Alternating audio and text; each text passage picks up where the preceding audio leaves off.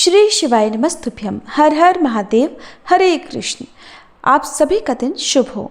प्रिय श्रोताओं, आज शिव पुराण की कथा का 16वां दिन है। बहुत से लोग कथा सुनते हैं पर बहुत कम लोग उसे समझ पाते हैं, क्योंकि सुनने के लिए कान चाहिए पर समझने के लिए मन को खाली करना पड़ता है। कलयुग में हम कई बार सब कुछ जल्दबाजी में सुनते हैं, पर जब बात भगवान शिव की होती है तो उसे धैर्य, श्रद्धा और मौन से ग्रहण करना होता है। आज की कथा यही सिखाती है कि कैसे सुनने की कला से ही समझने का मार्ग खुलता है और वहीं से आरंभ होता है भक्ति का। तो आज के अध्याय से पहले हम सभी मिलकर प्रार्थना करें।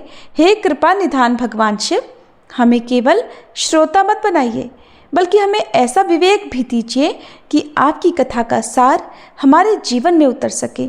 हमारे मन से भ्रम हटा दीजिए और उसमें केवल आपकी वाणी गूंजे। अब सुनिए आज की कथा। भगवान शिव और शिवा एक दूसरे को कनखियों से देख रहे थे। उस समय का वृतांत बड़ा ही मनोहर था। जब भगवान शिव गौरी को देख रहे थे तो उनकी आंखों में गौरी समा गई थी। इधर काली अर्थात देवी पार्वती पुरी से बाहर जाकर अंबिका देवी की पूजा करने के बाद ब्राह्मण पत्नियों के साथ पुनः अपने पिता के रमणीय भवन में वापस लौट आई। भगवान शंकर भी मुझ ब्रह्मा, विष्णु तथा देवताओं के साथ हिमाचल के बताए हुए अपने नियत स्थान पर बड़ी प्रसन्नता के साथ गए। वहां गिरिराज के द्वारा नाना प्रकार की सुंदर समृद्धि से सम्मानित हुए वे सभी लोग सुखपूर्वक ठहर गए और भगवान शिव की सेवा करने लगे। इसके आगे का वृतांत सुनिए। श्री ब्रह्मा जी कहते हैं, हे नारद, फिर गिरिश्रेष्ठ हिमवान ने प्रसन्नता और उत्साह के साथ वेद मंत्रों द्वारा दुर्गा और शिव का उपस्नान करवाया। फिर गिरिराज की प्रार्थना से श्री विष्णु आदि देवता तथा मुनि कौतूहल पूर्वक उनके घर के भीतर गए। वहां उन्होंने वैदिक और लौकिक आचार का यथार्थ रीति से पालन करके भगवान शिव के दिए हुए आभूषणों से देवी शिवा को अलंकृत किया। सखियों और ब्राह्मणों की पत्नियों ने पहले पार्वती जी को स्नान करवाया, फिर सभी प्रकार से वस्त्राभूषणों द्वारा विभूषित करके उनकी आरती उतारी। तीनों लोगों की जननी महाशैलपुत्री सुंदरी शिवा दिव्य वस्त्राभूषणों से सुसज्जित होकर मन ही मन भगवान शिव का ध्यान करती हुई मंद मंद मुस्काती हुई वहीं बैठी रही। उस समय उनकी बड़ी शोभा हो रही थी। उस अवसर पर दोनों पक्षों में महान आनंददायक उत्सव होने लगा। ब्राह्मणों को शास्त्रोक्त रीति से नाना प्रकार का दान दिया गया। अन्य लोगों को भी वहां तरह तरह के बहुत से द्रव्य बांटे गए। विशेष उत्सव के साथ गीत और वाद्य आदि के द्वारा लोगों का मनोरंजन किया गया। फिर मैं ब्रह्मा, भगवान विष्णु, इंद्र आदि देवता तथा मुनि ये सब के सब बड़ी ही प्रसन्नता के साथ सानंद उत्सव मनाते हुए भक्ति भाव से शिवा को प्रणाम करके शिव के चरणारविंदों के चिंतन पूर्वक हिमाचल की आज्ञा लेकर अपने अपने स्थान को चले गए। इसके बाद गर्ग ने कन्यादान का समय जानकर हिमाचल से श्री शंकर तथा बारातियों को बुलाने के लिए कहा। फिर तो बाजे बजने लगे। हिमाचल के मंत्रियों ने जाकर वर और बारातियों से शीघ्र ही पधारने के लिए प्रार्थना की। वे कहने लगे, कन्यादान के लिए उचित समय आ गया है, इसलिए आप सभी लोग शीघ्र ही मंडप में पधारिए। फिर भगवान शिव को सजा धजा कर सुंदर वस्त्र आभूषणों से सुसज्जित करके वृषभ की पीठ पर बिठाया गया और जय बोलते हुए सभी लोग चलने लगे। भगवान शंकर को आगे करके बाजे बजाते और कौतुक करते हुए सभी बाराती हिमालय के घर को गए। हिमाचल के भेजे हुए ब्राह्मण तथा श्रेष्ठ पर्वत कौतूहल पूर्वक शंभु के आगे आगे चल रहे थे। भगवान के मस्तक पर बहुत बड़ा छत्र तना हुआ था।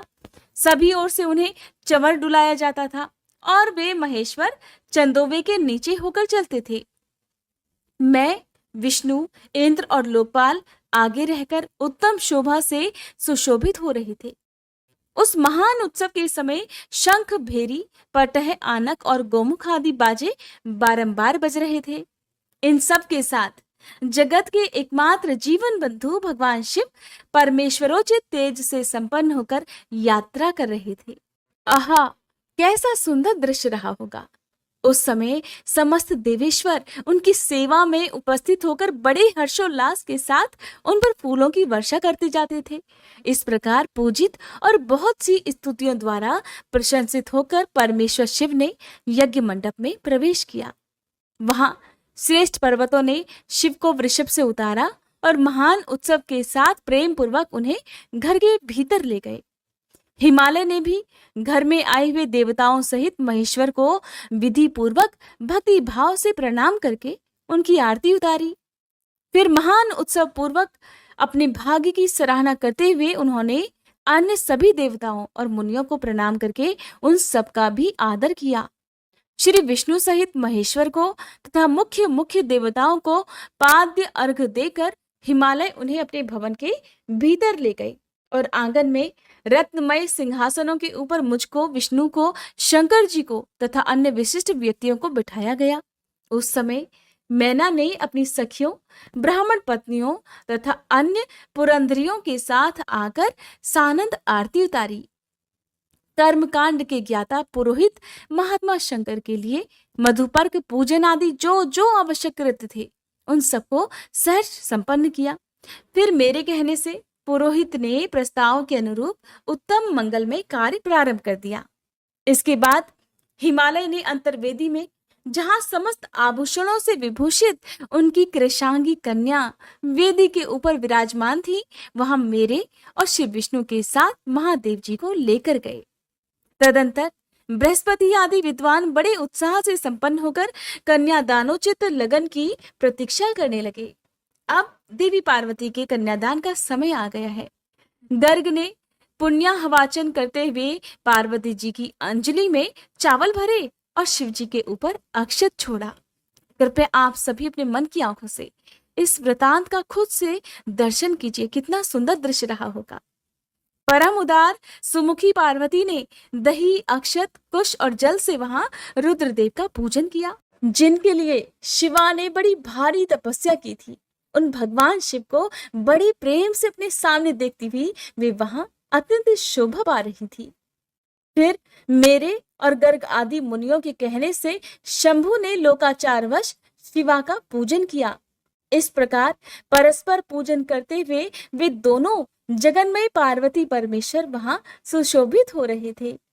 त्रिभुवन की शोभा से संपन्न होकर परस्पर देखते हुए उन दोनों दंपति की लक्ष्मी आदि देवियों ने विशेष रूप से आरती उतारी। श्री ब्रह्मा जी कहते हैं, नारद, इसी समय वहां गर्गाचार्य से प्रेरित होकर मैना सहित हिमवान ने कन्यादान का कार्य आरंभ किया। उस समय वस्त्राभूषणों से विभूषित महाभागा मैना सोने का कलश लेकर पति हिमवान के दाहिने भाग में बैठी। फिर पुरोहित सहित हर्ष से भरे हुए शैलराज ने पाद्य आदि के द्वारा वर का पूजन करके वस्त्र, चंदन और आभूषणों द्वारा उनका वरण किया। इसके बाद हिमाचल ने ब्राह्मणों से कहा, आप लोग तिथि आदि के कीर्तन पूर्वक कन्यादान के संकल्प वाक्य का प्रयोग बोले। उसके लिए अवसर आ गया है। वे सब द्विजश्रेष्ठ काल के ज्ञाता थे, अतः तथास्तु कहकर वे सभी बड़ी प्रसन्नता के साथ तिथि आदि का कीर्तन करने लगे। फिर सुंदर लीला करने वाले परमेश्वर शंभु के द्वारा मन ही मन प्रेरित होकर हिमाचल ने प्रसन्नता पूर्वक हंसकर उनसे कहा, शंभु, आप अपने गोत्र का परिचय दीजिए। प्रवर, कुल, नाम, वेद और शाखा का प्रतिपादन कीजिए। अब अधिक समय मत लगाइए। हिमाचल की बात सुनकर भगवान शंकर सुमुख होकर भी विमुख हो गए, अशोचनीय होकर भी तत्काल शोचनीय अवस्था में पड़ गए। उस समय श्रेष्ठ देवताओं, मुनियों, गंधर्वों, यक्षों और सिद्धों ने देखा कि भगवान शिव के मुख से कोई उत्तर नहीं निकल रहा है। नारद, ये देखकर तुम हंसने लगे और महेश्वर का मन ही मन स्मरण करके गिरिराज से इस प्रकार बोले। तब नारद ने कहा, पर्वतराज, तुम मूढ़ता के वशीभूत होकर कुछ भी नहीं जानते। महेश्वर से क्या कहना चाहिए और क्या नहीं, इसका तुम्हें पता नहीं है। वास्तव में तुम बड़े बहिर्मुख हो। तुमने इस समय साक्षात हर से उनका गोत्र पूछा है और उसे बताने के लिए उन्हें प्रेरित भी किया है। तुम्हारी ये बात तो अत्यंत उपहासजनक है पर्वतराज। इनके गोत्र, कुल और नाम को तो विष्णु और ब्रह्मा आदि भी नहीं जानते, फिर दूसरों की तो बात ही क्या कहने। शैलराज, जिनके एक दिन में करोड़ों ब्रह्माओं का लय होता है, उन्हीं भगवान शंकर को तुमने आज काली के तपोबल से प्रत्यक्ष देखा है। इनका कोई रूप नहीं है। ये प्रकृति से परे निर्गुण परब्रह्म परमात्मा है। निराकार निर्विकार मायाधीश और परात्पर है। गोत्र कुल और नाम से रहित स्वतंत्र परमेश्वर है। साथ ही अपने भक्तों के प्रति बड़े दयालु हैं। भक्तों की इच्छा से ही ये निर्गुण से सगुण हो जाते हैं। निराकार होते हुए भी सुंदर शरीर धारण कर लेते हैं और अनाम होकर भी बहुत से नाम वाले हो जाते हैं। ये गोत्रहीन होकर भी उत्तम गोत्र वाले हैं। कुलहीन होकर भी कुलीन हैं। पार्वती की तपस्या से ही ये आज तुम्हारे जामाता बन गए हैं, इसमें संशय नहीं है। गिरिश्रेष्ठ, इन लीला विहारी परमेश्वर ने चराचर जगत को मोह में डाल रखा है। कोई कितना ही बुद्धिमान क्यों ना हो, वह भगवान शिव को कभी भी अच्छी तरह से नहीं जानता। ब्रह्मा जी कहते हैं, मुने, ऐसा कहकर शिव की इच्छा से कार्य करने वाले तुम ज्ञानी देवर्षि ने शैलराज को अपनी वाणी से हर्ष प्रदान करते हुए फिर से इस प्रकार उत्तर दिया। नारद बोले, नारायण नारायण, शिवा को जन्म देने वाले तात महाशैल, मेरी बात सुनो और उसे सुनकर अपनी पुत्री शंकर जी के हाथों में दे दो। लीला पूर्वक रूप धारण करने वाले सगुण महेश्वर का गोत्र और कुल केवल नाद ही है। इस बात को अच्छी तरह समझ लो। शिव नादमय है और नाद शिवमय है। ये सर्वथा सच्ची बात है। नाद और शिव, इन दोनों में कोई अंतर नहीं। शैलेंद्र, सृष्टि के समय सबसे पहले लीला के लिए सगुण रूप धारण करने वाले शिव से नाद ही प्रकट हुआ था। अतः वह सबसे उत्कृष्ट है। हिमालय, इसलिए मन ही मन सर्वेश्वर शंकर के द्वारा प्रेरित होकर मैंने आज अभी वीणा बजाना भी आरंभ कर दिया था। ब्रह्मा जी कहते हैं, मुने, तुम्हारी ये बात सुनकर गिरिराज हिमालय को संतोष प्राप्त हुआ और उनके मन का सारा विस्मय जाता रहा। फिर श्री विष्णु आदि देवता तथा मुनि सब के सब विस्मय रहित होकर नारद को साधुवाद देने लगे। महेश्वर की गंभीरता जानकर सभी विद्वान आश्चर्यचकित होकर बड़ी प्रसन्नता के साथ परस्पर बोले, अहो, जिनकी आज्ञा से इस विशाल जगत का प्राकट्य हुआ है, जो परात्पर आत्मबोध स्वरूप स्वतंत्र लीला करने वाले तथा उत्तम भाव से ही जानने योग्य हैं, उन त्रिलोकनाथ भगवान शंभु का आज हम लोगों ने भली भांति दर्शन किया है।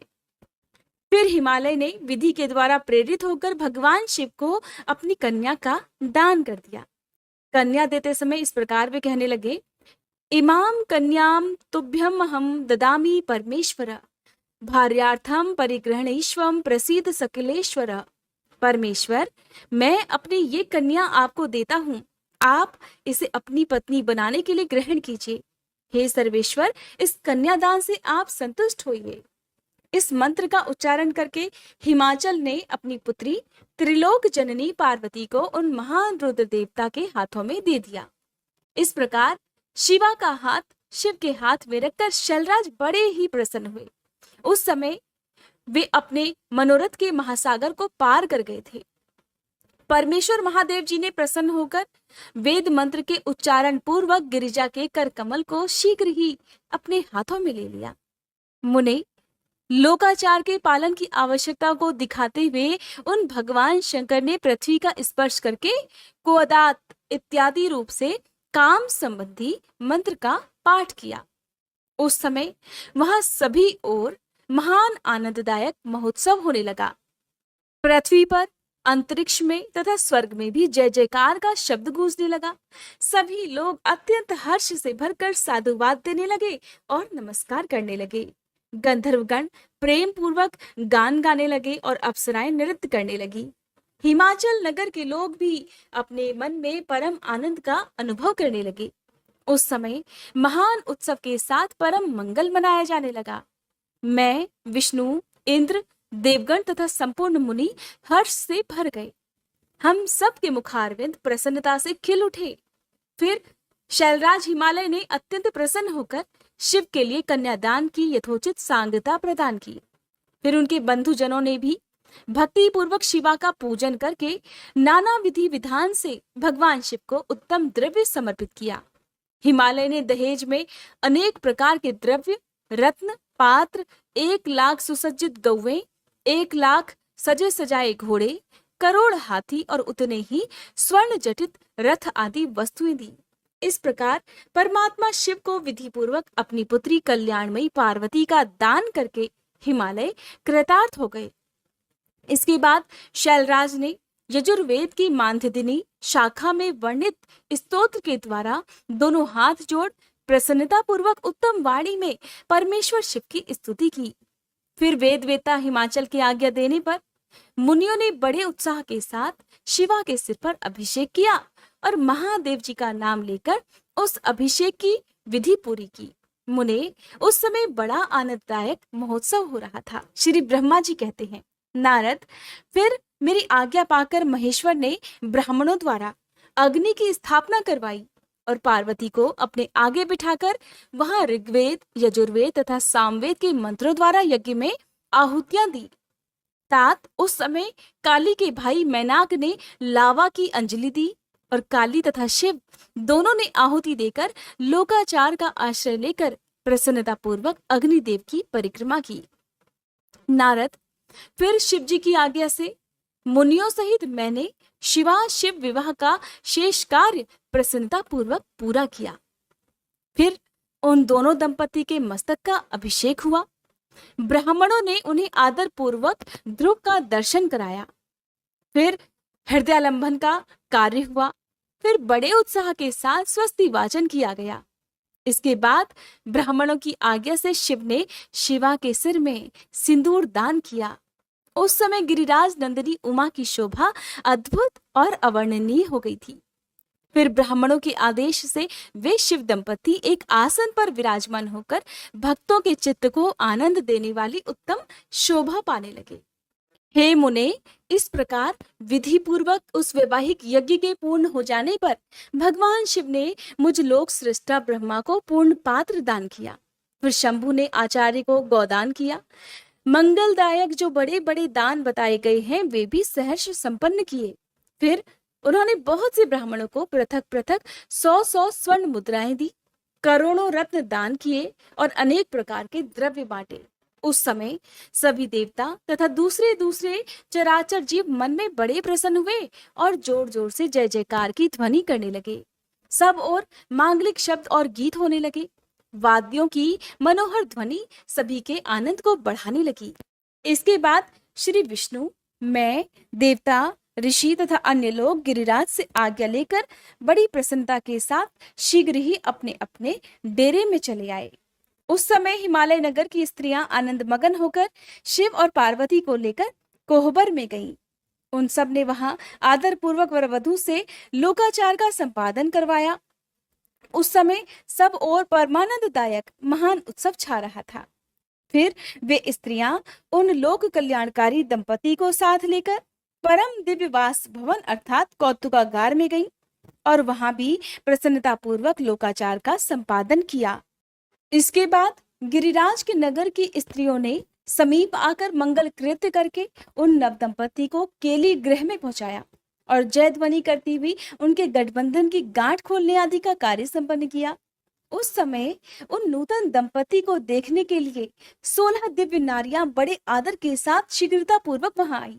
उनके नाम इस प्रकार हैं: सरस्वती, लक्ष्मी, सावित्री, गंगा, अदिति, शची, लोपामुद्रा, अरुंधति, अहिल्या, तुलसी, स्वाहा, रोहिणी, पृथ्वी, शतरूपा, संज्ञा और रति। ये देवांगनाएं तथा मनोहारिणी देवकन्या, नाग कन्या और मुनि कन्याएं भी वहां आ पहुंची। वहां जितनी भी स्त्रियां उपस्थित थी उन सब की गणना करने में भला कौन समर्थ है। उनके दिए हुए रत्नमय सिंहासन पर भगवान शिव बड़ी प्रसन्नता के साथ बैठे। उस समय उन्होंने शिव से नाना प्रकार की विनोदपूर्ण बातें कही। फिर प्रसन्नचित हुए महेश्वर ने अपनी पत्नी के साथ मिष्ठान भोजन और आचमन करके कपूर डाला हुआ पान खाया।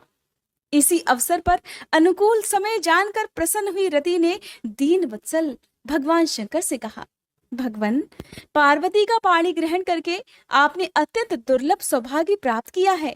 बताइए, मेरे प्राणनाथ को जो सर्वथा स्वार्थ रहित थे आपने क्यों भस्म कर दिया। अब यहाँ मेरे पति को जीवित कीजिए महादेव, और अपने अंतःकरण में काम संबंधी व्यापार को जगाइए। आपको और मुझको जो समान रूप से वियोग जनित संताप प्राप्त हुआ है उसे दूर कीजिए महादेव। हे महेश्वर, आपके इस विवाहोत्सव में सभी लोग सुखी हुए हैं, केवल मैं ही अपने पति के बिना दुख में डूबी हुई हूँ। हे देव, हे शिव शंकर, प्रसन्न होइए और मुझे सनाथ कीजिए। हे दीनबंधो, हे परम प्रभु, अपनी कही हुई बात को सत्य कीजिए। चराचर प्राणियों सहित तीनों लोकों में आपके सिवा दूसरा कौन है जो मेरे दुख का नाश करने में समर्थ हो? ऐसा जानकर हे प्रभु, आप मुझ पर दया कीजिए। दीनों पर दया करने वाले नाथ, सभी को आनंद प्रदान करने वाले, अपने इस विवाहोत्सव में मुझे भी उत्सव संपन्न बनाइए। मेरे प्राणनाथ के जीवित होने पर ही अपनी प्रिया पार्वती के साथ आपका सुंदर विहार परिपूर्ण हो सकेगा, इसमें कोई संशय नहीं है महादेव। सर्वेश्वर, आप सब कुछ करने में समर्थ हैं, क्योंकि आप ही परमेश्वर हैं। यहाँ अधिक और क्या कहने से लाभ। हे सर्वेश्वर, आप शीघ्र ही मेरे पति को जीवित कीजिए। ऐसा कहकर और उपयुक्त समय जानकर रति ने गांठ में बंधा हुआ कामदेव के शरीर का भस्म शंभू को दे दिया और उनके सामने हा नाथ कहकर रोने लगी। रति का रुदन सुनकर सरस्वती आदि सभी देवियां भी रोने लगी और अत्यंत दीन वाणी में बोली, प्रभु, आपका नाम भक्त वत्सल है, आप दीन बंधु और दया के सागर हैं, अतः काम को जीवन दान दीजिए और रति को उत्साहित कीजिए। हे प्रभु, आपको हम सभी की ओर से प्रणाम है। श्री ब्रह्मा जी कहते हैं, नारद उन सब की ये बात सुनकर महेश्वर प्रसन्न हो गए। उन करुणा सागर प्रभु ने तत्काल ही रति पर कृपा की। भगवान शूलपाणी की अमृतमयी दृष्टि पड़ते ही पहले जैसे रूप, वेश और चिन्ह से युक्त अद्भुत मूर्तिधारी सुंदर कामदेव उस भस्म से प्रकट हो गया। अपने पति को वैसे ही रूप, आकृति, मंद मुस्कान और धनुष बाण से युक्त देखकर रति ने महेश्वर को प्रणाम किया। वे कृतार्थ हो गई। उसने प्राणनाथ की प्राप्ति कराने वाले भगवान शिव का अपने जीवित पति के साथ हाथ जोड़कर बारंबार स्तवन किया। पत्नी सहित काम की स्तुति को सुनकर दया हृदय भगवान शंकर अत्यंत प्रसन्न हुए और इस प्रकार कहने लगे, मनुभव, पत्नी सहित तुमने जो स्तुति की है उससे मैं बहुत प्रसन्न हूँ। स्वयं प्रकट होने वाले काम, तुम वर मांगो, मैं तुम्हें मनोवांछित वस्तु अवश्य दूंगा। शंभू के ऐसे वचन सुनकर कामदेव महान आनंद में निमग्न हो गया और हाथ जोड़कर मस्तक झुकाकर गदगद वाणी में बोला, देवाधिदेव, हे महादेव, हे करुणा सागर प्रभु, यदि आप मुझ पर प्रसन्न हैं तो मेरे लिए आनंददायक हो जाइए। प्रभु, पूर्व काल में मैंने जो अपराध किया था उसे क्षमा कर दीजिए। स्वजनों के प्रति प्रेम और अपने चरणों की भक्ति दीजिए। कामदेव का ये कथन सुनकर परमेश्वर शिव प्रसन्न होकर बोले, बहुत अच्छा। इसके बाद उन करुणानिधि ने हंसकर कहा, हे महामते कामदेव, मैं तुम पर प्रसन्न हूं, तुम अपने मन से भय को निकाल दो। भगवान विष्णु के पास जाओ और इस घर से बाहर ही रहो। फिर काम शिव जी को प्रणाम करके बाहर आ गया। विष्णु आदि देवताओं ने उसे आशीर्वाद दिया। इसके बाद भगवान शंकर ने उस वास भवन में पार्वती को बाएं बिठाकर मिष्ठान भोजन कराया और पार्वती ने भी प्रसन्नता पूर्वक उनका मुंह मीठा किया। फिर वहां लोकाचार का पालन करते हुए आवश्यक कृत्य करके मैना और हिमवान की आज्ञा लेकर भगवान शिव जनवासे में चले गए। मुने उस समय महान उत्सव हुआ और वेद मंत्रों की ध्वनि होने लगी। लोग चारों प्रकार के बाजे बजाने लगे। जनवासे में अपने स्थान पर पहुंचकर शिव ने लोकाचारवश मुनियों को प्रणाम किया, श्री हरि को और मुझे भी मस्तक झुकाया। फिर सभी देवता आदि ने उनकी वंदना की। उस समय वहां जय जयकार, नमस्कार तथा समस्त विघ्नों का विनाश करने वाली शुभदायिनी वेद ध्वनि भी होने लगी। इसके बाद मैंने, भगवान विष्णु ने तथा इंद्र, ऋषि और सिद्ध आदि ने भी शंकर जी की स्तुति की। गिरिराज नायक महेश्वर की स्तुति करके वे विष्णु आदि देवता प्रसन्नता पूर्वक उनकी यथोचित सेवा में लग गए। फिर लीला पूर्वक शरीर धारण करने वाले महेश्वर शंभु ने उन सब को सम्मान दिया। फिर उन परमेश्वर की आज्ञा पाकर और सम्मानित होकर वे विष्णु आदि देवता अत्यंत प्रसन्न होकर अपने अपने विश्राम स्थान को चले गए। श्री ब्रह्मा जी कहते हैं, तात तदंतर भाग्यवानों में श्रेष्ठ और चतुर गिरिराज हिमवान ने बारातियों को भोजन कराने के लिए अपने आंगन को बड़े सुंदर ढंग से सजाया और अपने पुत्रों और अन्यान्य पर्वतों को भेजकर शिव सहित सभी देवताओं को भोजन के लिए आमंत्रित किया। जब सभी आ गए तब उन्हें बड़े आदर के साथ उत्तमोत्तम भोज्य पदार्थों का भोजन कराया गया। भोजन करने के बाद हाथ मुंह धोकर कुल्ला करके विष्णु आदि सभी देवता विश्राम करने के लिए प्रसन्नता पूर्वक अपने अपने डेरे में चले गए।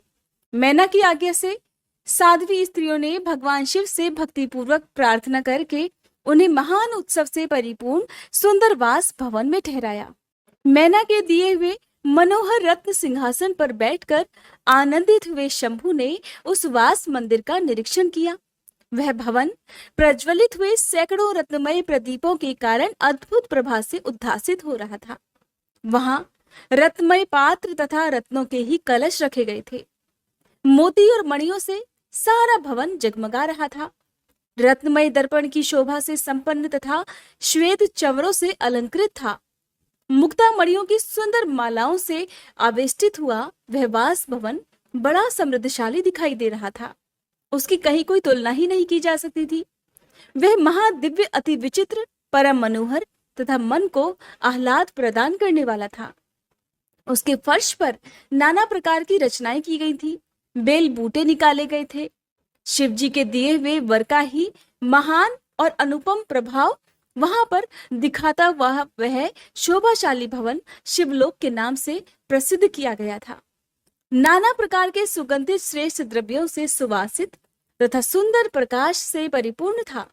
वहां चंदन और अगर की सम्मिलित गंध फैल रही थी। उस भवन में फूलों की सेज बिछी हुई थी। विश्वकर्मा जी का बनाया हुआ वह भवन नाना प्रकार के विचित्र चित्रों से सुसज्जित था। उसमें विश्वकर्मा द्वारा कृत्रिम वैकुंठ, ब्रह्मलोक, कैलाश, इंद्र भवन तथा शिवलोक आदि दिख रहे थे। ऐसे आश्चर्यजनक शोभा से संपन्न उस वास भवन को देखकर गिरिराज हिमालय की प्रशंसा करते हुए भगवान महेश्वर बहुत संतुष्ट हुए। वहां अति रमणीय रत्न जटित उत्तम पलंग पर परमेश्वर शिव बड़ी प्रसन्नता से लीला पूर्वक सोए। इधर हिमालय ने बड़ी ही प्रसन्नता से अपने समस्त भाई बंधुओं और दूसरे लोगों को भी भोजन कराया। जो कि कार्य शेष रह गए थे उन्हें भी पूर्ण किया। शैलराज हिमालय इस प्रकार आवश्यक कार्य में लगे हुए थे और प्रेतम परमेश्वर शिव शयन कर रहे थे। इतने में ही सारी रात बीत गई और प्रातः काल हो गया। प्रभात काल होने पर धैर्यवान और उत्साही पुरुष नाना प्रकार के बाजे बजाने लगे। उस समय श्री विष्णु आदि सभी देवता सानंद उठे और अपने इष्ट देव देवेश्वर शिव का स्मरण करके वहां से कैलाश को चलने के लिए जल्दी जल्दी तैयार हो गए। उन्होंने अपने वाहन भी सुसज्जित कर लिए। फिर धर्म को शिव के पास भेजा। योग शक्ति से संपन्न धर्म नारायण की आज्ञा से वास गृह में पहुंचकर योगीश्वर शंकर से समयोचित बात बोले। हे प्रमथ गणों के स्वामी महेश्वर, उठिए उठिए, आपका कल्याण हो। आप हमारे लिए भी कल्याणकारी होइए। जनवासे में चलिए महेश्वर और वहां सभी देवताओं को कृतार्थ कीजिए। धर्म की ये बात सुनकर भगवान महेश्वर हंसे। उन्होंने धर्म को कृपा दृष्टि से देखा और शैया त्याग दी। इसके बाद धर्म से हंसते हुए कहने लगे कि तुम आगे चलो, मैं भी वहां शीघ्र ही आऊंगा, इसमें कोई संशय नहीं। भगवान शिव के ऐसा कहने पर धर्म जनवासे में गए। फिर शंभु भी स्वयं वहां जाने को तैयार हुए। ये जानकर महान उत्सव मनाती हुई स्त्रियां वहां आई और भगवान शंभु के युगल चरणार बिंदों का दर्शन करती हुई मंगल गान गाने लगी। फिर लोकाचार का पालन करते हुए शंभु प्रातःकालिक कृत्य करके मैना और हिमालय की आज्ञा लेकर जनवासे को गए। मुने उस समय बड़ा भारी उत्सव हुआ। वेद मंत्रों की ध्वनि होने लगी और लोग चारों प्रकार के बाजे बजाने लगे। अपने स्थान पर आकर शंभु ने लोकाचारवश मुनियों को, विष्णु को और मुझे प्रणाम किया। फिर देवता आदि ने उनकी वंदना की। उस समय जय जयकार, नमस्कार तथा वेद मंत्रोच्चारण की मंगलदायिनी ध्वनि होने लगी। इससे सभी ओर कोलाहल छा गया। श्री ब्रह्मा जी कहते हैं, फिर विष्णु आदि देवता तथा ऋषि कैलाश लौटने का विचार करने लगे। तब हिमालय ने जनवासे में आकर सभी को भोजन के लिए आमंत्रित किया। फिर देवेश्वर शिव को आमंत्रित करके हिमाचल अपने घर को गए और नाना प्रकार के विधान से भोजनोत्सव की तैयारी करने लगे। उन्होंने प्रसन्नता और उत्कंठा के साथ भोजन के लिए परिवार सहित भगवान शिव को यथोचित रीति से अपने घर बुलवाया। शंभु के, विष्णु के, मेरे, अन्य सभी देवताओं के, मुनियों के तथा वहां आए हुए अन्य सभी लोगों के भी चरणों को बड़े आदर के साथ धोकर उन सबको गिरिराज ने मंडप के भीतर सुंदर आसनों पर बिठाया। फिर अपने भाई बंधुओं को साथ लेकर अपने सहयोग से उन सब अतिथियों को नाना प्रकार के सरस पदार्थों द्वारा पूर्णतया तृप्त किया। मेरे, विष्णु के तथा शंभु के साथ सभी लोगों ने अच्छी तरह भोजन किया। नारद विधिवत भोजन और आचमन करके तृप्त और प्रसन्न हुए सभी लोग हिमालय से आज्ञा लेकर अपने अपने डेरे पर गए। मुने इसी प्रकार तीसरे दिन भी गिरिराज ने विधिवत दान, मान और आदर आदि के साथ उन सब का आदर सत्कार किया। चौथा दिन आने पर शुद्धता पूर्वक सविधि चतुर्थी कर्म हुआ, जिसके बिना विवाह यज्ञ अधूरा ही रह जाता है। उस समय नाना प्रकार का उत्सव हुआ, साधुवाद और जय जयकार की ध्वनि हुई। बहुत सारे सुंदर दान दिए गए, तरह तरह के सुंदर गान और नृत्य हुए। पांचवें दिन सभी देवताओं ने बड़े हर्ष और अत्यंत प्रेम के साथ शैलराज को सूचित किया कि अब हम लोग यहाँ से जाना चाहते हैं, आप आज्ञा प्रदान कीजिए। उनकी ये बात सुनकर गिरिराज हिमवान हाथ जोड़कर बोले, देवगण, आप लोग कुछ दिन और ठहरिए तथा मुझ पर कृपा कीजिए। ऐसा कहकर उन्होंने स्नेह के साथ उन देवताओं को, भगवान शिव को, विष्णु को, मुझे और अन्य लोगों को बहुत दिनों तक ठहराया। इस प्रकार देवताओं को वहां रहते हुए बहुत दिन बीत गए। तब उन सब ने गिरिराज के पास सप्तऋषियों को भेजा। सप्तऋषियों ने हिमवान और मैना से समयोचित बात कहकर उन्हें समझाया, परम शिव तत्व का वर्णन किया तथा प्रसन्नता पूर्वक उनके सौभाग्य की सराहना की। हे मुने, उनके समझाने से गिरिराज ने बारात को विदा करना स्वीकार कर लिया। फिर भगवान शंभु यात्रा के लिए उद्यत होकर देवता आदि के साथ शैलराज के पास आए। देवेश्वर शिव देवताओं सहित कैलाश की यात्रा करने के लिए जब तैयार हुए, तब उस समय मैना उच्च स्वर से रोने लगी और उन कृपा निधान से बोली, हे कृपा निधे, कृपा करके मेरी शिवा का भली भांति लालन पालन कीजिएगा। आप तो आशुतोष हैं, मेरी पार्वती के सहस्त्रों अपराधों को भी क्षमा कीजिएगा। मेरी बच्ची जन्म जन्म में आपके चरणार बिंदों की भक्त रही है और सदा रहेगी भी। उसे सोते और जागते समय भी अपने स्वामी महादेव के सिवा दूसरी किसी वस्तु की सुध नहीं रहती। हे मृत्युंजय, आपके प्रति भक्ति भाव की बातें सुनते ही ये हर्ष के आंसू बहाती हुई पुलकित हो उठती है और आपकी निंदा सुनकर ऐसा मौन साध लेती है मानो ये मर ही गई हो। ब्रह्मा जी कहते हैं, नारद ऐसा कहकर मैना ने अपनी बेटी शिव को सौंप दी और उन दोनों के सामने ही उच्च स्वर से रोती हुई वह मूर्छित हो गई। उनकी पुत्री उनसे अलग जो हो रही थी। तब महादेव जी ने मैना को समझाकर सचेत किया और उनसे विदा लेकर देवताओं के साथ महान उत्सव पूर्वक यात्रा की। वे सब देवता अपने स्वामी शिव तथा सेवक गणों के साथ चुपचाप कैलाश पर्वत की ओर प्रस्थित हुए। वे मन ही मन शिव का चिंतन कर रहे थे। हिमाचलपुरी के बाहरी बगीचे में आकर शिव सहित सभी देवता हर्ष और उत्साह के साथ ठहर गए और शिवा के आगमन की प्रतीक्षा करने लगे।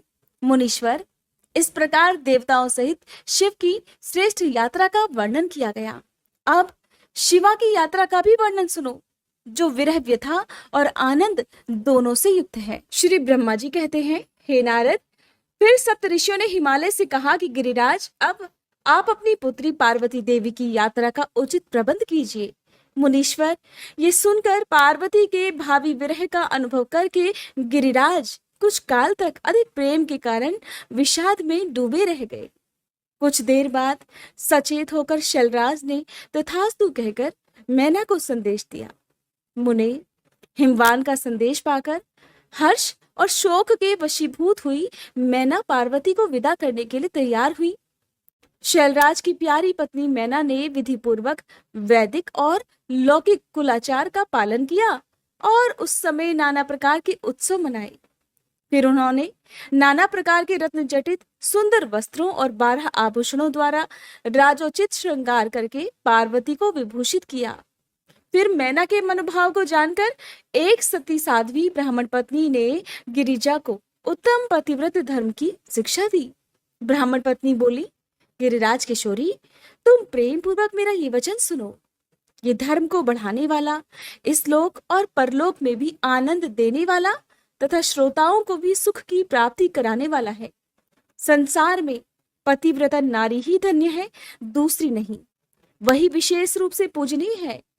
पतिव्रता सभी लोगों को पवित्र करने वाली और समस्त पाप राशि को नष्ट करने वाली है। शिवे, जो पति को परमेश्वर के समान मानकर प्रेम से उसकी सेवा करती है, वह इस लोक में संपूर्ण भोगों को उपभोग करके अंत में कल्याणमयी गति को पाती है। सावित्री, लोपामुद्रा, अरुंधति, शांडिली, शत्रुपा, अनुसुईया, लक्ष्मी, स्वधा, सती, संज्ञा, सुमति, श्रद्धा, मैना और स्वाहा, ये तथा और भी बहुत सी स्त्रियां साध्वी कही गई हैं। यहाँ विस्तार भय से उनका नाम नहीं लिया गया। वे अपनी पतिव्रति के बल से ही सब लोगों की पूजनीय तथा ब्रह्मा, विष्णु, शिव और मुनीश्वरों की भी माननीय हो गई हैं। इसलिए तुम्हें अपने पति भगवान शंकर की सदा सेवा करनी चाहिए। वे दीन दयालु, सभी के सेवनी और सत्पुरुषों के आश्रय हैं। श्रुतियों और स्मृतियों में पातिव्रत्य धर्म को महान बताया गया है। इसको जैसा श्रेष्ठ बताया जाता है वैसा दूसरा धर्म नहीं है, यह निश्चय पूर्वक कहा जा सकता है। पातिव्रत धर्म में तत्पर रहने वाली स्त्री अपने प्रिय पति के भोजन कर लेने पर ही भोजन करे। शिवे, जब पति खड़ा हो तब साध्वी स्त्री को भी खड़ी ही रहना चाहिए। शुद्ध बुद्धि वाली साध्वी स्त्री प्रतिदिन अपने पति के सो जाने पर सोए और उसके जागने से पहले ही जग जाए। वह छल कपट छोड़कर सदा उसके लिए हितकर कार्य ही करे। शिवे, साध्वी स्त्री को चाहिए कि जब तक वस्त्राभूषणों से विभूषित न हो ले तब तक वह अपने को पति की दृष्टि के सम्मुख न लाए। अगर पति किसी कार्य से परदेश में गया हुआ हो तो उन दिनों उसे कदापि श्रृंगार नहीं करना चाहिए। पतिव्रता स्त्री कभी भी पति का नाम न ले। पति के कटु वचन कहने पर भी वह बदले में कड़ी बात न कहे। पति के बुलाने पर वह घर के सारे कार्य छोड़कर तुरंत उसके पास चली जाए और हाथ जोड़कर प्रेम से मस्तक झुकाकर पूछे कि नाथ, किस लिए इस दासी को बुलाया गया है? मुझे सेवा के लिए आदेश देकर अपनी कृपा से अनुग्रहित कीजिए। फिर पति जो भी आदेश दे शिवे, उसका वह प्रसन्न हृदय से पालन करे। वह घर के दरवाजे पर देर तक खड़ी न रहे, दूसरों के घर जाकर न बैठे, कोई गोपनीय बात जानकर हर एक के सामने उसे उजागर न करे। पति के बिना कहे ही उनके लिए पूजन सामग्री स्वयं जुटा दे और उनके हित साधन के यथोचित अवसर की प्रतीक्षा करती रहे। पति की आज्ञा लिए बिना कहीं तीर्थ यात्रा के लिए भी न जाए। लोगों की भीड़ से भरी हुई सभा या मेले आदि के उत्सवों का देखना वह दूर से ही त्याग दे। जिस नारी को तीर्थ यात्रा का फल पाने की इच्छा हो उसे अपने पति का चरणोदक पीना चाहिए। उसके लिए उसी में सारे तीर्थ और क्षेत्र हैं, इसमें कोई संशय नहीं। पतिव्रता नारी पति के उच्छिष्ट अन्न आदि को परम प्रिय भोजन मानकर ग्रहण करे और पति जो कुछ दे उसे महाप्रसाद मानकर शिरोधार्य करे। देवता, पितर, अतिथि, सेवक वर्ग, गौ तथा भिक्षु समुदाय के लिए अन्न का भाग दिए बिना कभी भी भोजन न करे। पतिव्रत धर्म में तत्पर रहने वाली गृह देवी को चाहिए कि वह घर की सामग्री को संयत और सुरक्षित रखे, गृह कार्य में कुशल हो, सदा प्रसन्न रहे और खर्च की ओर से हाथ खींचे रहे। पति की आज्ञा लिए बिना उपवास व्रत आदि न करे, अन्यथा उसे इसका कोई फल नहीं मिलता और वह परलोक में नरक गामिनी होती है। पति सुखपूर्वक बैठा हो या इच्छा अनुसार क्रीड़ा विनोद अथवा मनोरंजन में लगा हो, उस अवस्था में कोई आंतरिक कार्य आ पड़े तो भी पतिव्रता स्त्री अपने पति को कदापि ना उठाए। पति नपुंसक हो गया हो, दुर्गति में पड़ा हो, रोगी हो, बूढ़ा हो, सुखी हो अथवा दुखी हो, किसी भी दशा में अपने उस एकमात्र पति का उल्लंघन कभी ना करे। पति की आयु बढ़ने की इच्छा रखने वाली पतिव्रता नारी हल्दी, रोली, सिंदूर, काजल आदि, चोली, पान, मांगलिक आभूषण आदि, केशों का संवारना, चोटी गूंथना तथा हाथ कान के आभूषण, इन सब को अपने शरीर से कभी भी दूर न करे। धोबिन, छिनाल या कुल्टा, सन्यासिनी और भाग्यहीना स्त्रियों को वे कभी भी अपनी सखी न बनाए।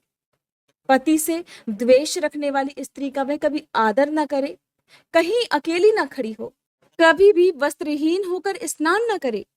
सती स्त्री ओखली, मूसल, झाड़ू, सिल, जांत और द्वार के चौखट के नीचे वाली लकड़ी पर कभी भी न बैठे। इसके अलावा जिस जिस वस्तु में पति की रुचि हो उससे वह स्वयं भी प्रेम करे। पतिव्रता देवी सदा पति का हित चाहने वाली होती है। वह पति के हर्ष में हर्ष माने, पति के मुख पर दुख की छाया देखकर स्वयं भी दुख में डूब जाए और वह प्रीतम पति के प्रति ऐसा बर्ताव करे जिससे वह उन्हें प्यारी लगे। पुण्यात्मा पतिव्रता स्त्री संपत्ति और विपत्ति में भी पति के लिए एक समान रहे, अपने मन में कभी विकार न आने दे और सदा धैर्य धारण किए रहे। घी, नमक, तेल आदि के समाप्त हो जाने पर भी पतिव्रता स्त्री पति से सहसा ये कभी न कहे कि अमुक वस्तु नहीं है। वह पति को कष्ट या चिंता में ना डाले। देवेश्वरी पतिव्रता नारी के लिए एकमात्र पति ही ब्रह्मा, विष्णु और शिव से भी अधिक माना गया है। उसके लिए अपना पति शिव रूप ही है। जो पति की आज्ञा का उल्लंघन करके व्रत और उपवास आदि के नियमों का पालन करती है, वह पति की आयु हर लेती है और मरने के बाद घोर नरक में जाती है। जो स्त्री पति के कुछ भी कठोर वचन कहने पर कठोरता पूर्वक ही उत्तर देती है, वह गांव में कुतिया और निर्जन वन में सियारिन बनती है। नारी पति से ऊंचे आसन पर ना बैठे, दुष्ट पुरुष के निकट कभी ना जाए और पति से कभी कातर वचन ना बोले, किसी की निंदा ना करे, कलह को तो दूर से ही त्याग दे। गुरुजनों के निकट ना तो उच्च स्वर से बोले और ना ही हंसे।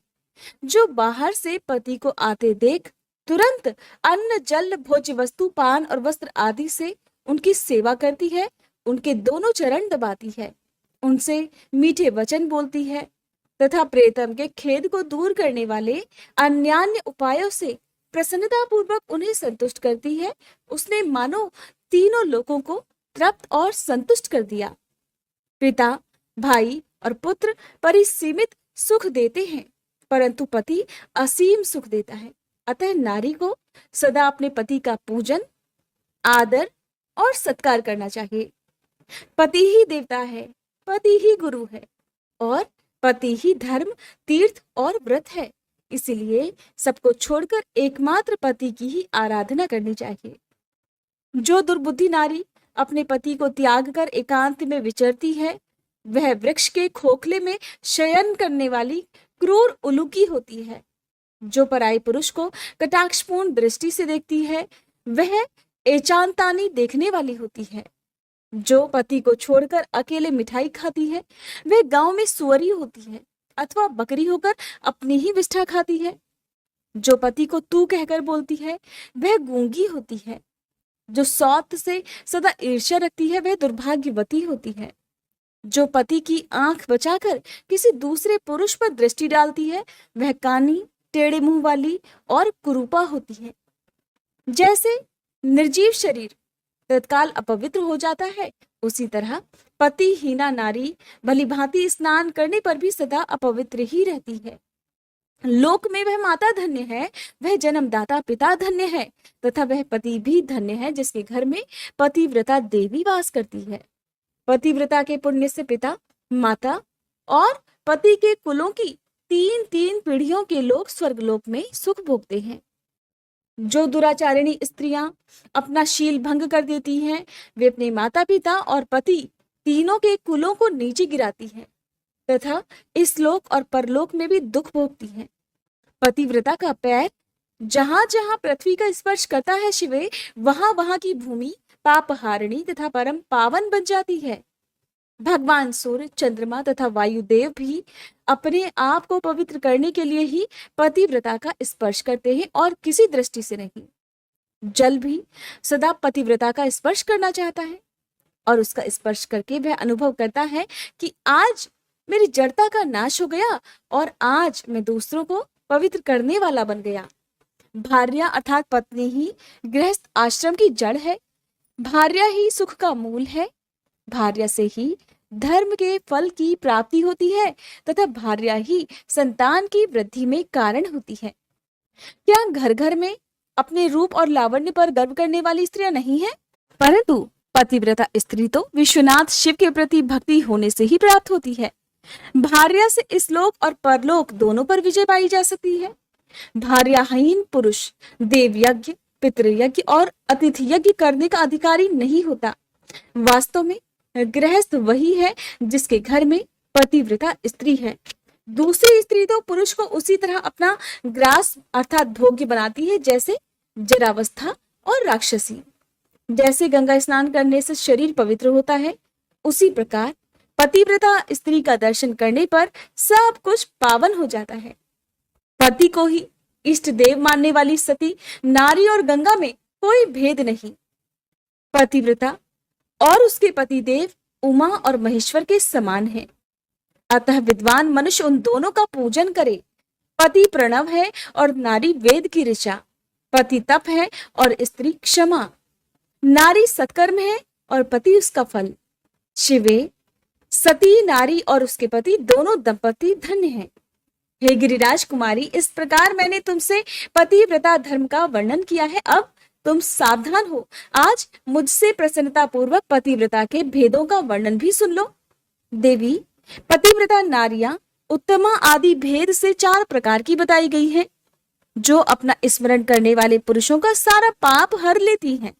उत्तमा, मध्यमा, निकृष्टा और अति निकृष्टा, ये पतिव्रता के 4 भेद हैं। अब मैं इनके लक्षण भी बताती हूँ, ध्यान पूर्वक सुनो। शिवे, जिसका मन सदा स्वप्न में भी अपने पति को ही देखता है, दूसरे किसी पुरुष को कभी नहीं, वह स्त्री उत्तमा या उत्तम श्रेणी की पतिव्रता कही गई है। शैलजे, जो दूसरे पुरुष को उत्तम बुद्धि से पिता, भाई और पुत्र के समान देखती है, उसे मध्यम श्रेणी की पतिव्रता कहा गया है। पार्वती, जो मन से अपने धर्म का विचार करके व्यभिचार नहीं करती, सदाचार में ही स्थित रहती है, उसे निकृष्टा अथवा निम्न श्रेणी की पतिव्रता कहा गया है। जो पति के भय से तथा कुल में कलंक लगने के डर से व्यभिचार से बचने का प्रयास करती है, उसे पूर्व काल के विद्वानों ने अति निकृष्टा अथवा निम्नतम कोटि की पतिव्रता बताया है। शिवे, ये चारों प्रकार की पतिव्रताएं समस्त लोगों का पाप नाश करने वाली और उन्हें पवित्र बनाने वाली हैं। अत्रि की स्त्री अनुसुईया ने ब्रह्मा, विष्णु और शिव इन तीनों देवताओं की प्रार्थना से पतिव्रत के प्रभाव का उपभोग करके वराह के शाप से मरे हुए एक ब्राह्मण को जीवित कर दिया था। शैल कुमारी शिवे, ऐसा जानकर तुम्हें नित्य प्रसन्नता पूर्वक पति की सेवा करनी चाहिए। पति सेवन सदा समस्त अभीष्ट फलों को देने वाला है। तुम साक्षात जगदम्बा महेश्वरी हो और तुम्हारे पति साक्षात भगवान शिव हैं। तुम्हारा तो चिंतन मात्र करने से स्त्रियां पतिव्रता हो जाएंगी। देवी, यद्यपि तुम्हारे आगे ये सब कहने का कोई प्रयोजन नहीं है, फिर भी आज लोकाचार का आश्रय लेकर मैंने तुम्हें सती धर्म का उपदेश दिया है। ब्रह्मा जी कहते हैं, नारद, ऐसा कहकर वह ब्राह्मण पत्नी शिवा देवी को मस्तक झुकाकर चुप हो गई। इस उपदेश को सुनकर शंकर प्रिया पार्वती देवी को बड़ा हर्ष हुआ। जय भोलेनाथ। आज के अध्याय में बस इतना ही। इसके आगे की कथा आप सभी कल के अध्याय में जरूर सुनिएगा। आइए अब हम सभी सच्चे मन से भगवान शिव से क्षमा प्रार्थना करें। हे भोलेनाथ, अगर इस कथा के श्रवण, वाचन या स्मरण के दौरान हमारे मन, वाणी या कर्म से कोई भी त्रुटि हो गई हो तो हम आपसे हाथ जोड़कर प्रार्थना करते हैं, कृपया हमें क्षमा करें। प्रभु, हमारी समझ सीमित है परंतु श्रद्धा असीम है। अगर किसी पवित्र प्रसंग को हमने अधूरा समझा, अधूरा सुना या फिर किसी दिव्यता को पूरी तरह व्यक्त नहीं कर सके तो ये केवल हमारी अल्प बुद्धि है। उसकी दोषिता हमारी नहीं बल्कि हमारी अवस्था की है। आप तो दयालु हैं, कृपामय हैं, भक्तों के हर अपराध को क्षमा कर देने वाले हैं। हे भोलेनाथ, हमारी इस भक्ति यात्रा को स्वीकार करें और हमारे दोषों को नष्ट करके हमें अपनी शरण में रखें। हे नीलकंठ, इस अध्याय को आपने ही आरंभ करवाया और आप ही इसे पूर्ण करें। आपकी कृपा से हम हर दिन आपकी ओर निकट आते रहें, यही हमारी सबसे बड़ी कामना है। हर हर महादेव।